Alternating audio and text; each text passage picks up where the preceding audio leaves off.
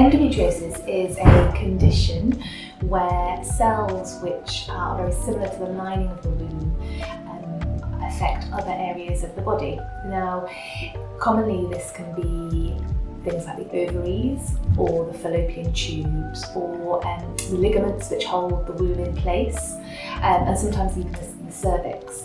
Now, these cells respond to the hormones of the menstrual cycle in the same way that the cells within the lining of your womb do.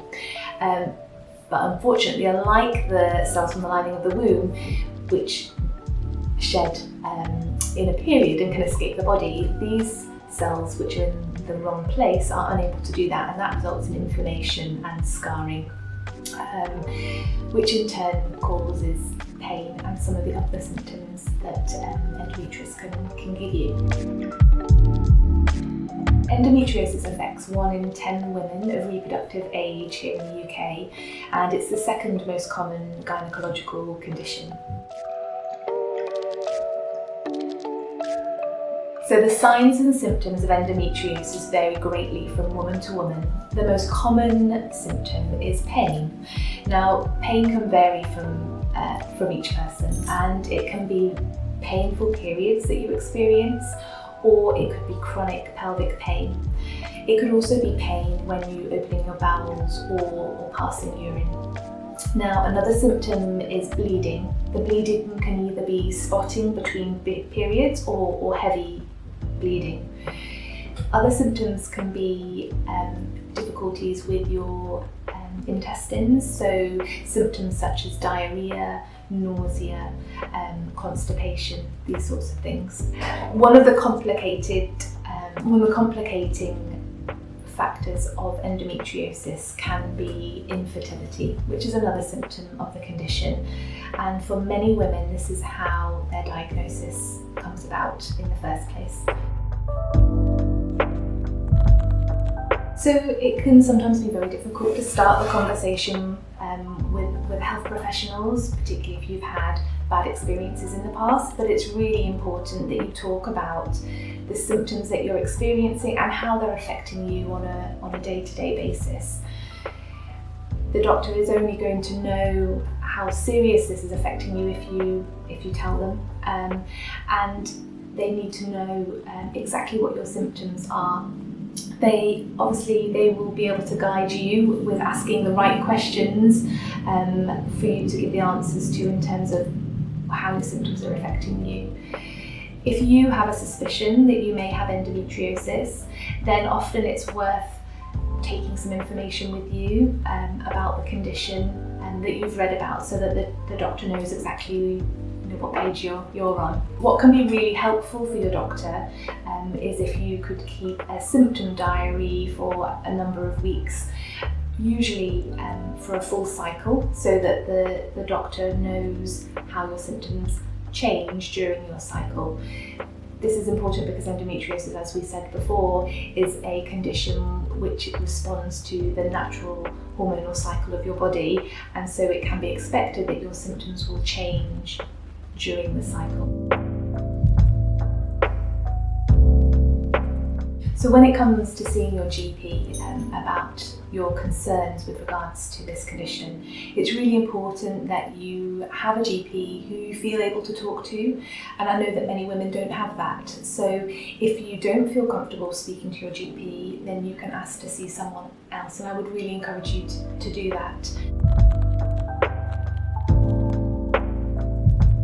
Okay, so there are lots of different treatment options available. I think the key thing to remember is that endometriosis is not a curable condition, but there are many things that we can do to try and help with the symptoms of endometriosis and to reduce the risk of fertility problems further down the line.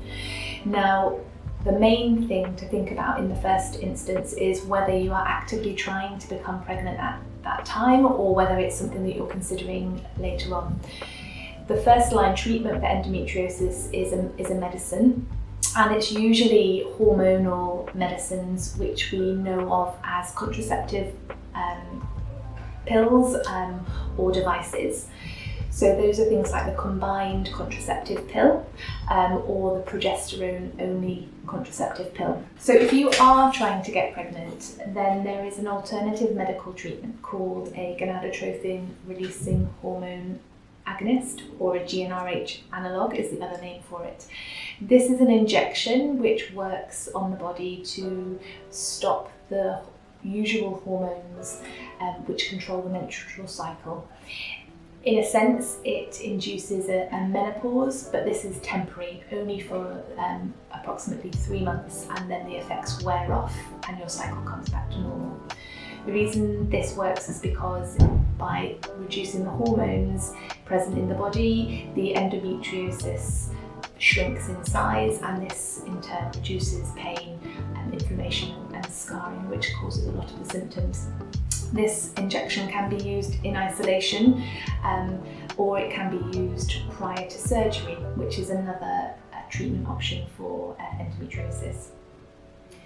The surgical options are things like a laparoscopy, which, similar to how you become diagnosed in the first case, involves a general anaesthetic, an insertion of a camera through small incisions within the abdominal wall to look for areas of endometriosis, and when it's found, they can use various techniques to either burn it or laser these areas to reduce the inflammation and scarring. There is one other surgical treatment that is sometimes used, but only in very rare circumstances, and that is a hysterectomy, which is the removal of the womb. This is not a common treatment for endometriosis because it doesn't always solve the problem, but it is something that is used in very severe cases. There's no lifestyle factor which will prevent you from developing this condition, but there are many lifestyles which can help you in terms of managing your symptoms and reducing your risks of worsening disease. Key things are to reduce the amount of estrogen which is circulating within your body. You may ask, how do I do that? But things like eating a healthy plant-based diet, things like exercising regularly, trying to maintain a healthy body weight can be really beneficial in terms of reducing the estrogen levels circulating within your body.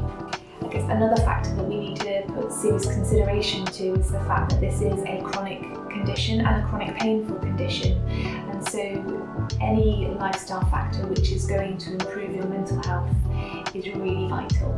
So not only are exercise and eating healthily important for body weight and estrogen levels, but they're also really important for your mental health.